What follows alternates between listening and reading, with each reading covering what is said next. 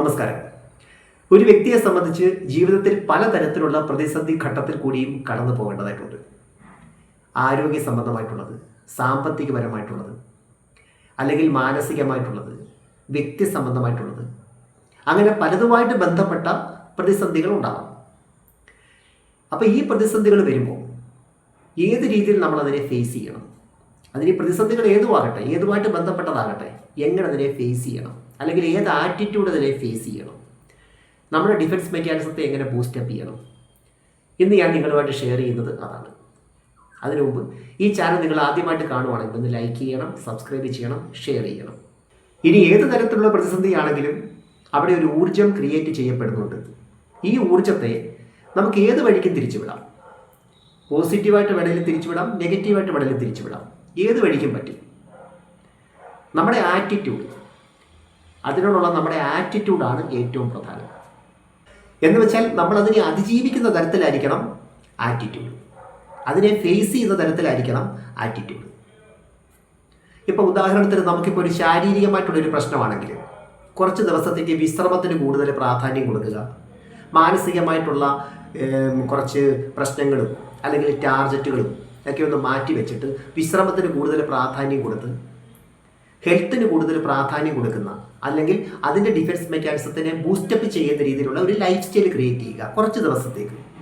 ഇപ്പം നമുക്ക് ഫിസിക്കലി ഉള്ള പ്രതിസന്ധി ആണെങ്കിലും മെൻ്റലി സ്ട്രോങ് ആകുന്ന രീതിയിലുള്ള കാര്യങ്ങൾ പ്രാക്ടീസ് ചെയ്യാം, മെഡിറ്റേഷൻ ചെയ്യാം, അതുപോലെ ഡീപ് ബ്രീത്തിങ്, റിലാക്സേഷൻ എക്സർസൈസുകൾ ചെയ്യാം, അതുപോലെ റിലാക്സേഷൻ പരമായിട്ടുള്ള കാര്യങ്ങൾ ചെയ്യാം, മനസ്സിൻ്റെ റിലാക്സേഷൻ കിട്ടുന്ന കാര്യങ്ങളിൽ ഏർപ്പെടാം. അതുപോലെ തന്നെ പോസിറ്റീവായിട്ടുള്ള അഫിർമേഷൻസ് കൂടുതലും കാണുകയും കേൾക്കുകയൊക്കെ ചെയ്യുക. അതുപോലെ തന്നെ മെഡിറ്റേഷൻ, എല്ലാ ദിവസവും മെഡിറ്റേഷൻ പ്രാക്ടീസ് ചെയ്യണം. ഒരു ദിവസം 2-3 പ്രാവശ്യമൊക്കെ മെഡിറ്റേഷൻ ചെയ്യണം. അപ്പം മനസ്സ് കൂടുതൽ സ്ട്രോങ് ആവും. അതുപോലെ തന്നെ നമുക്കിപ്പോൾ ഒരു പ്രതിസന്ധി വരുമ്പം ഡയറക്റ്റായിട്ട് അതിനകത്ത് ചിലപ്പോൾ ഒന്നും ചെയ്യാൻ പറ്റത്തില്ല. പക്ഷേ അതുമായിട്ട് ബന്ധപ്പെട്ട ചില മേഖലകളുണ്ട്, അതിനെ ബാധിക്കുന്ന ചില മേഖലകളുണ്ട്. ആ കാര്യങ്ങളെ നമുക്ക് സ്വാധീനിക്കാനും അതിനെ സ്ട്രോങ് ആക്കാനും നമ്മളെ കൊണ്ട് പറ്റും. അപ്പോൾ ഈ അവസരത്തിൽ നമ്മളെ കൊണ്ട് ചെയ്യാൻ പറ്റുന്ന കാര്യങ്ങൾ ചെയ്യുക എന്നുള്ളതാണ് ഏറ്റവും പ്രധാനം. അതുപോലെ നമുക്കൊരു പ്രോബ്ലം വന്നു, നമുക്ക് ആ പ്രോബ്ലമായിട്ട് ബന്ധപ്പെട്ടിട്ടുള്ള ചില പ്രശ്നങ്ങളെക്കുറിച്ചും ചില കാര്യങ്ങളെക്കുറിച്ചും എപ്പോഴും ഇങ്ങനെ ചിന്തിച്ചുകൊണ്ടും മറ്റുള്ളവരോട് പറഞ്ഞുകൊണ്ടും ഷെയർ ചെയ്തുകൊണ്ടും ഒക്കെ വേണമെങ്കിൽ ഇരിക്കാം. ആ ഒരു എനർജി ലെവല് നമ്മുടെ ശരീരത്തിൽ ഉണ്ടാകുന്ന തരത്തിൽ, അല്ലെങ്കിൽ മനസ്സിലുണ്ടാകുന്ന തരത്തിൽ നമുക്ക് വേണമെങ്കിൽ നമ്മുടെ മനസ്സിനെ സെറ്റപ്പ് ചെയ്തെടുക്കാൻ പറ്റും. എപ്പോഴും അതേക്കുറിച്ച് മാത്രം ഇങ്ങനെ ചിന്തിച്ചാലോചിച്ച് ഇങ്ങനെ അതേക്കുറിച്ച് ഇങ്ങനെ കൂടുതലായിട്ടും ഏകാഗ്രപ്പെട്ടുകൊണ്ടിരിക്കാൻ പറ്റും. എന്നാൽ നമ്മുടെ ഫോക്കസ് അതിൽ നിന്ന് മാറ്റി മറ്റേതെങ്കിലും ഭാഗത്തേക്കാക്കാനും പറ്റും. യഥാർത്ഥത്തിൽ നമ്മൾ ചെയ്യേണ്ടത് അതാണ്. നമുക്കിപ്പോൾ ഒരു പ്രോബ്ലം വന്നു, ആ പ്രോബ്ലത്തെ ഓവർകം ചെയ്യാനുള്ള കാര്യങ്ങളൊക്കെ നമ്മൾ ഒരു ഭാഗത്ത് ചെയ്യുകയും വേണം. എന്നാൽ അതിൻ്റെ കൂട്ടത്തിൽ നമ്മുടെ മനസ്സിൻ്റെ ഫോക്കസ് എപ്പോഴും അവിടെ തന്നെ കൊടുക്കാതെ അതിൻ്റെ പരിഹാരത്തിലേക്ക് വേണ്ടിയിട്ട്, അല്ലെങ്കിൽ മറ്റേതെങ്കിലും കാര്യത്തിലേക്ക് വേണ്ടിയിട്ട് നമ്മുടെ ഫോക്കസിനെ മാറ്റണം. നമ്മളെപ്പോഴും ഫോക്കസ് ചെയ്യേണ്ടത് പ്രശ്നങ്ങളിലേക്കല്ല, അതിൻ്റെ പരിഹാര മാർഗങ്ങളിലേക്കും, അല്ലെങ്കിൽ അതിലപ്പുറത്തുള്ള മറ്റെന്തെങ്കിലും കാര്യത്തിലേക്ക് വേണം നമ്മുടെ ഫോക്കസ് കൊണ്ടുപോകാൻ. എങ്കിലേ നമുക്കത് ഓവർകം ചെയ്യാൻ പറ്റത്തുള്ളൂ. അല്ലെങ്കിൽ നമ്മൾ കൂടുതൽ വീക്ക് ആയിക്കൊണ്ടേയിരിക്കും, നമ്മുടെ എനർജി ലെവൽ വീക്ക് ആയിക്കൊണ്ടേയിരിക്കും. ഏത് പ്രതിസന്ധിയാണെങ്കിലും ചില കാര്യങ്ങൾ നമ്മളെ പഠിപ്പിക്കുന്നുണ്ട്, അതുപോലെ തന്നെ ചില കാര്യങ്ങൾ നമ്മളിൽ പരീക്ഷിക്കുന്നുമുണ്ട്.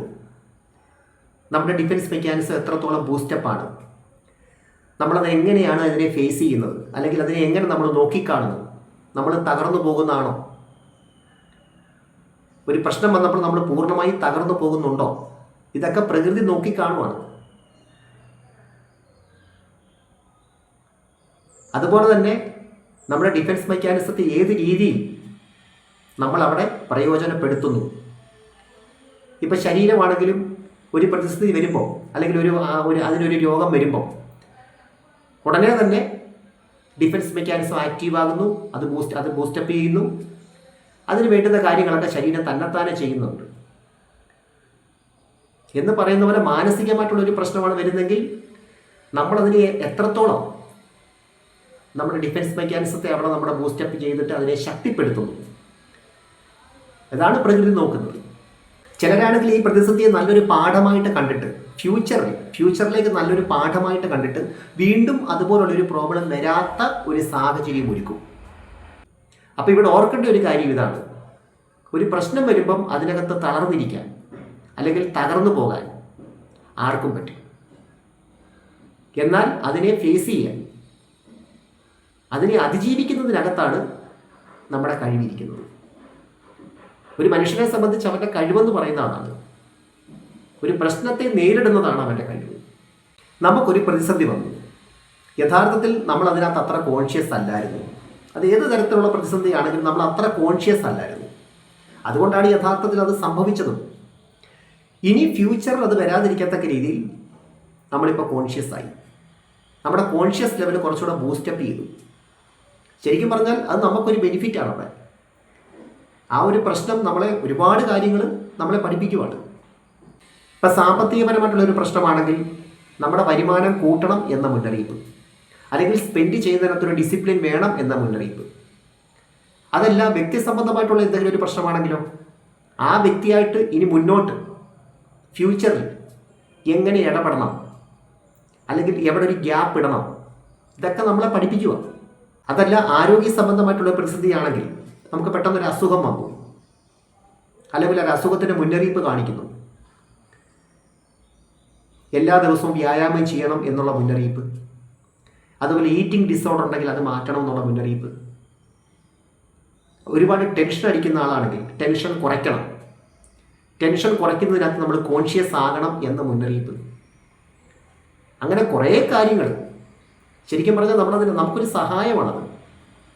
ചെറിയ ചെറിയ പ്രതിസന്ധികൾ എപ്പോഴും നമുക്ക് തരുന്നത് വലിയ വലിയ സഹായങ്ങളാണ്. അതുപോലെ തന്നെ വലിയ പ്രതിസന്ധികൾ എപ്പോഴും നമുക്ക് തരുന്നത് അനുഭവങ്ങളാണ്, ചില പാഠങ്ങളാണ്. അതുപോലെ തന്നെ ഒരു പ്രതിസന്ധി നമ്മളെ ഓർമ്മിപ്പിക്കുന്നത് ഇതുവരെ ശീലിച്ചു വന്നതിൽ നിന്ന് വ്യത്യസ്തമായിട്ട് എന്തൊക്കെയോ ചില കാര്യങ്ങൾ ചെയ്യണം. അതുപോലെ തന്നെ ഏത് തരത്തിലുള്ള ഒരു വിഷയമാണെങ്കിലും അല്ലെങ്കിൽ ഒരു പ്രോബ്ലം ആണെങ്കിലും ഹെൽത്തിൻ്റെ കാര്യത്തിൽ കൂടുതലായിട്ട് നമ്മൾ അലർട്ടാകുകയും ഹെൽത്തിനെ ബൂസ്റ്റപ്പ് ചെയ്യാനുള്ള, അതിന് ഏത് പ്രായത്തിലുള്ള വ്യക്തിയാണെങ്കിലും ഹെൽത്തിനെ ബൂസ്റ്റപ്പ് ചെയ്യാനുള്ള പ്രാക്ടീസ് തുടങ്ങുകയും വേണം. അപ്പം ഞാൻ പറഞ്ഞു വരുന്ന ഇതാണ്: ഏത് തരത്തിലുള്ള പ്രതിസന്ധിയാണെങ്കിലും അതിനെ ഫേസ് ചെയ്യുന്ന തരത്തിലുള്ള ഒരു എനർജി ലെവൽ ആയിരിക്കണം, അല്ലെങ്കിൽ ഒരു ആറ്റിറ്റ്യൂഡ് ആയിരിക്കണം നമ്മളിൽ ഉടനെ ക്രിയേറ്റ് ചെയ്ത് വരേണ്ടത്. അല്ലാതെ അതിനെ ട്രിഗർ ചെയ്യുന്ന തരത്തിലുള്ള ഒരു എനർജി ലെവൽ ആയിരിക്കരുത്. വീഡിയോയുടെ ലെങ്ത് കൂടി പോകുന്നതിനാൽ 2 പാർട്ടായിട്ടാണ് ഇതെടുത്തിരിക്കുന്നത്. 2ാം ഭാഗം ഉടനെ തന്നെ പബ്ലിഷ് ചെയ്യും. എനിവേ, നമുക്ക് മറ്റൊരു വീഡിയോയുമായി വീണ്ടും കാണാം. അപ്പോൾ ചാനൽ സബ്സ്ക്രൈബ് ചെയ്യാൻ മറക്കരുത്, ലൈക്ക് ചെയ്യണം, അയക്കാൻ പറ്റുന്ന കൂട്ടുകാർക്കൊന്ന് അയച്ചു കൊടുക്കണം. Thanks for watching. See you next time. By.